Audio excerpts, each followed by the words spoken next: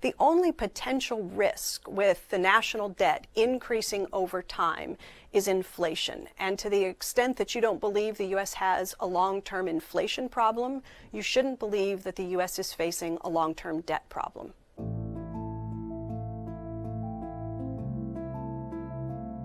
An unconventional economic theory is gaining some traction thanks to the policy teams of Alexandria Ocasio-Cortez and Bernie Sanders. I think the first thing that we need to do is break the mistaken idea that taxes pay for 100% of government expenditure. My critics say, you know, Bernie, that's a great idea. You're into all this free stuff. How are you gonna pay for it? So MMT starts with a simple observation, and that is that the US dollar is a simple public monopoly. In other words, the United States currency comes from the United States government. It can't come from anywhere else. So what that means is that the federal government is nothing like a household. In order for households or private businesses to be able to spend, they've got to come up with the money, right? And the federal government, it can never run out of money. It cannot face a solvency problem, bills coming due that it can't afford to pay. It never has to worry about finding the money in order to be able to spend. So the deficit definitely matters. It's just that it matters in ways that we're not normally taught to understand. Normally, I think people tend to hear deficit and think it's something that we should strive to eliminate, that we shouldn't be running budget deficits, that they're evidence of fiscal irresponsibility. And the truth is, the deficit can be too big.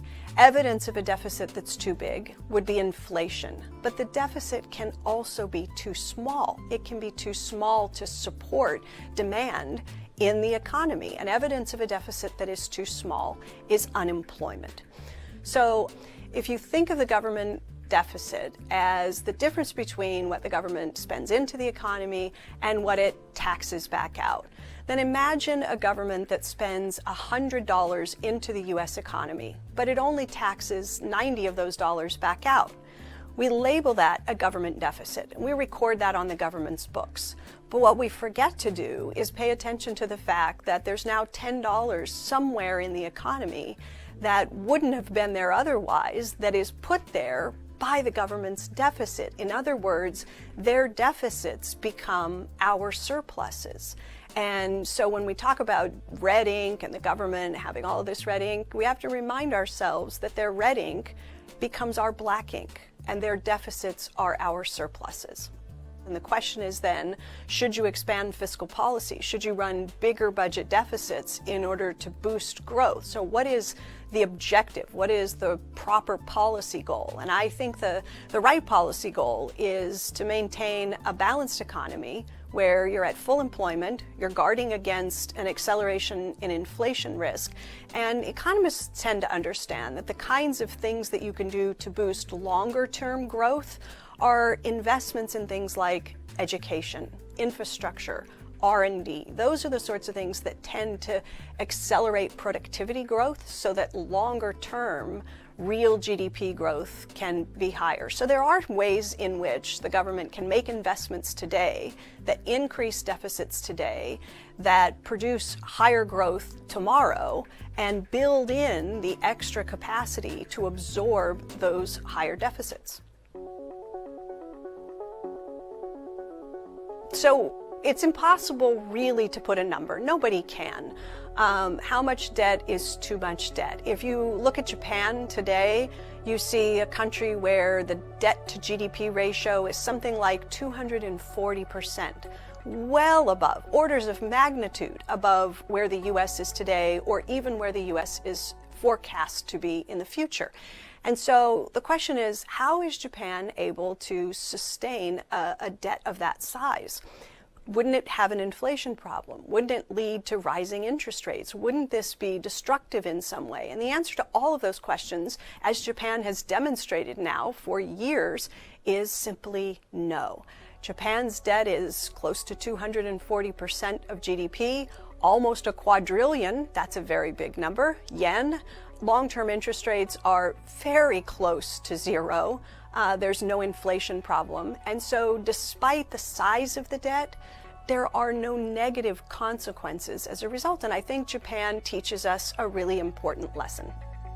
If you think about what happened after World War II, when the U.S. national debt went in excess of 100%, close to 125% of GDP, if we were talking about it the way we talk about it today, as burdening future generations, as posing a grave national security risk, we would have to scratch our heads and say, wait a minute, do we think that our grandparents burdened the next generation with all of those bonds that were sold during World War II to win the war, build the strongest middle class, produce the longest period of peacetime prosperity, the golden age of capitalism? All of that followed in the wake of fighting World War II, increasing deficits, massively increasing the size of the national debt. And of course, the next generation inherits those bonds. They don't become burdens to the next generation, they become their assets. The only potential risk with the national debt increasing over time is inflation. And to the extent that you don't believe the U.S. has a long-term inflation problem, you shouldn't believe that the U.S. is facing a long-term debt problem.